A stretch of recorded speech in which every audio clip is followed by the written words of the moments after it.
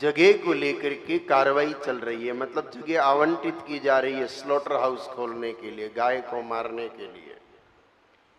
और उसकी एक जाहिरात निकाली है कि भाई इस संबंध में कोई आपत्ति हो तो 15 दिन के अंदर अंदर आपत्ति दर्ज कराए। कोई आपत्ति मानी भी नहीं जाएगी हालांकि, लेकिन मेरा ये कहना है, क्यों आचार्य जी यही है ना इस पत्र में?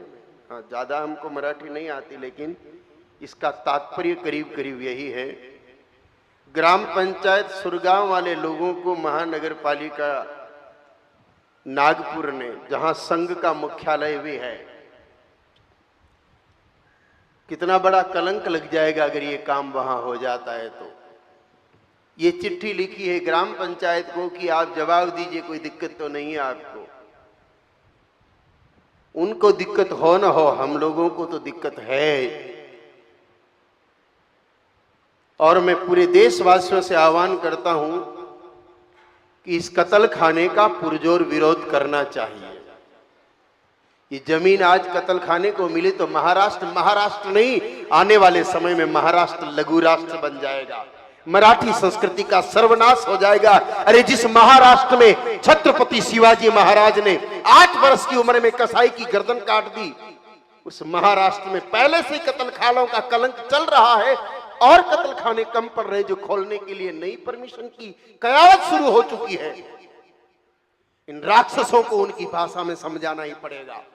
इसलिए देश भर के गौ भक्तों से आह्वान है हमारा, आवश्यकता पड़े तो वहां पर पहुंच करके ऐसा उग्र आंदोलन किया जाए और वहां की सरकार की चूल्हे हिला दी जाए, उखाड़ करके फेंक दी जाए। ऐसी राक्षसी सरकारें नहीं चाहिए जो कत्ल खाने खोलने की बात करे। जिस देश में अहिंसा परमो धर्म की चर्चा चलती है, जिस देश में बुद्ध और महावीर प्रकट होते हैं, जिस देश में भगवान राम कहते हैं कि अवधपुरी संप्री नहीं कोई, उस देश में ये राक्षस और गो हत्या करवाने पर तुले हुए हैं। इन राक्षसों को अब उखाड़ के फेंकना होगा। बहुत हो गए इनके तलवे चाटने का काम। इन हत्यारों ने हिंदुस्तान की संस्कृति को बर्बाद करके रख दिया है। इन हत्यारों ने ढोंग किया, इन हत्यारों ने धर्म के नाम पर पाखंड किया और एक के बाद एक गो हत्या के काम को बढ़ावा देते जा रहे हैं।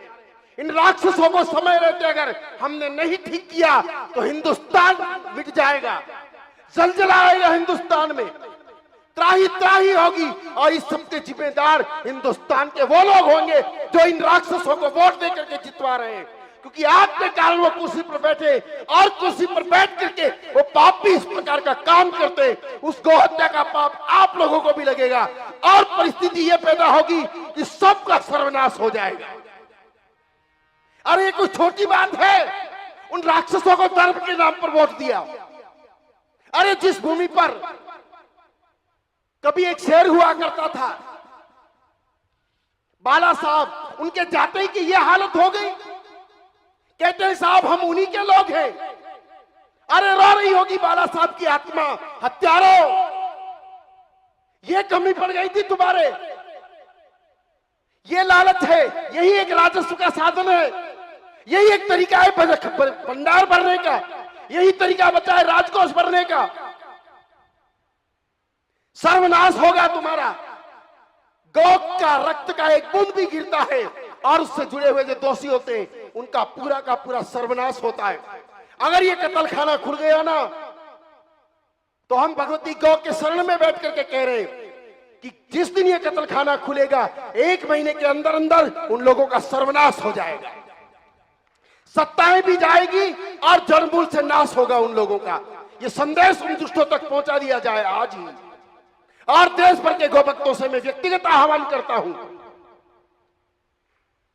कि वहां जाकर के कुछ भी करके होता है। जब राजस्थान के नसीराबाद में कत्ल खोलने की बात आई तब कुछ संतों ने और कुछ भक्तों ने मिलकर के विरोध किया। कत्ल खाना पूरा बन चुका था, यहां तो अभी भूमि की परमिशन की बात ही चल रही है। वहां कत्ल खाना बन चुका था, मशीनें आ गई, लेकिन जब उग्र आंदोलन किया वो मशीनें जंग खा गई और वो कत्ल खाना आज दिन तक चालू नहीं हो पाया। जनता अगर चाहे तो सब कुछ हो सकता है मेरे भाइयों और बहनों। इन राक्षसों को क्या कहें? ये सफेद कपड़ों में घुसे हुए भेड़िए इन लोगों को इनकी भाषा में समझाना पड़ेगा। हमें पता है कि यह भाषा स्पीच के योग्य नहीं है, हमें पता है कि यह भाषा कथा की भाषा नहीं है, लेकिन इस चिट्ठी को पढ़ करके मन में जो वेदना हुई है ना, वो बहुत बहुत बुरी वेदना है। क्यों जिंदा है इस देश में फिर हम? और जिस देश में राम और कृष्ण गाय के लिए धरती पर आते हैं, उस देश में इस प्रकार से आजादी के बाद भी एक के बाद एक कत्ल खाने खुलते चले गए, तो क्यों जुए फिर हम इस भारत भूमि पर? अच्छा है मर जाए, क्या मतलब है इस देश में जीने का? क्या अर्थ रह जाएगा? जिन लोगों पर भरोसा किया वही राक्षस गाय माता के भक्षक बन चुके हैं। सोचा था ये लोग आएंगे कुछ अच्छा करेंगे, लेकिन राक्षसों ने तो और पुराने वाले राक्षसों से भी 2 कदम आगे चलना सीख लिया है। कुछ ऐसा करना चाहिए। मेरी विनती है, जितने भी गौभक्त सुन रहे हैं देश भर में,